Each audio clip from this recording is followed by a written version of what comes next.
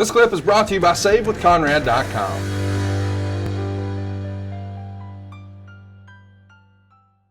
Rather embrace it. So I'm a big fan of what they're doing and hope for their success. Let's go to Twitter as we're watching Stu Bennett here. Sorry, Wade Barrett and Dean Ambrose try to tear it up here on Monday Night Raw. We're talking, of course, about the debut of Sting on Monday Night Raw. Chris Gibson writes, Eric, what would have been your reaction if this would have happened in 1998? Of course, we're talking about Sting jumping ship. He was definitely the face of WCW, the franchise of WCW. And really that's the reason we're reviewing this show, because he was one of the lone holdouts. It didn't feel like it was ever going to happen. When everybody had worked everywhere, Sting did not. He was a WCW loyalist. What if he would have jumped ship in 1998, fresh off of the incredible push and storyline that we had through all of 1997 and even part of 96? Hypothetically, if his contract had come up in 98 and he switched jerseys, how disastrous would that have been, do you think? Wow. It's hard to imagine it. I understand it's a hypothetical question and I get it. And I just can't imagine it would have been devastating. Let's first deal with that. There was so much emphasis on Sting. He was really the face of the company, regardless of, the NWO and all the success that, Nitro had and all of that. The fan base, I think, recognized Sting as, other than Ric Flair, probably, was WCW. And to lose somebody like that would have been devastating. Setting the storylines that were in place and everything that we had hoped to be doing with Sting in that hypothetical question, let's say in August or September of 1998, if Sting would have said, sorry guys, got a better deal from WWE heading that way, it would have been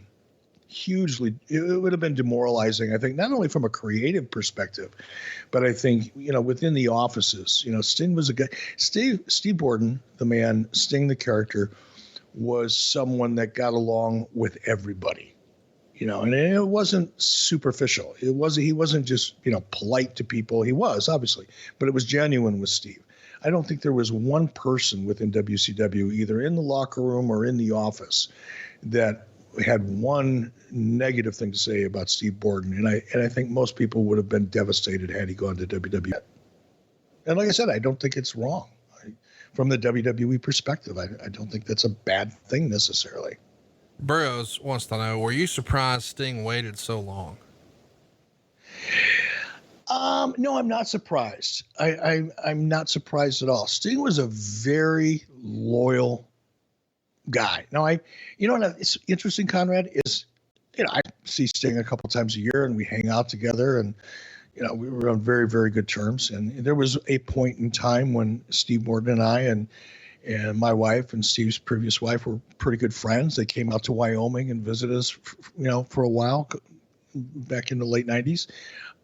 So we were pretty close, but we never talked about WWE reaching out to him or Steve reaching out to WWE. And I know there were probably conversations, but Steve never talked about it. He never used any interest in the WWE or any interest that Vince McMahon may have had in Steve.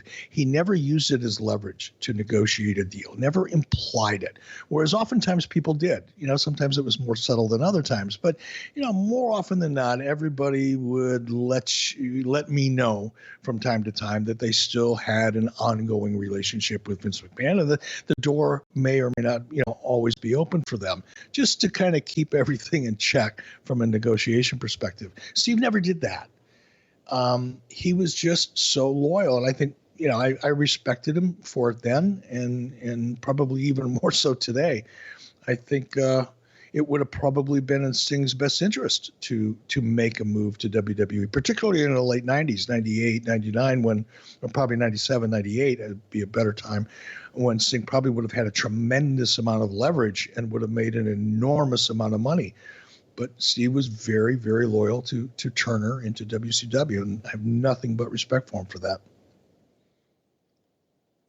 Loyalty is a rare commodity in any business. It's probably a rare commodity in life. Thanks for checking out the podcast here on YouTube. Be sure to hit the subscribe button so you don't miss any future clips that we upload. We hope we made you laugh, and we hope we can save you some money right now at SaveWithConrad.com.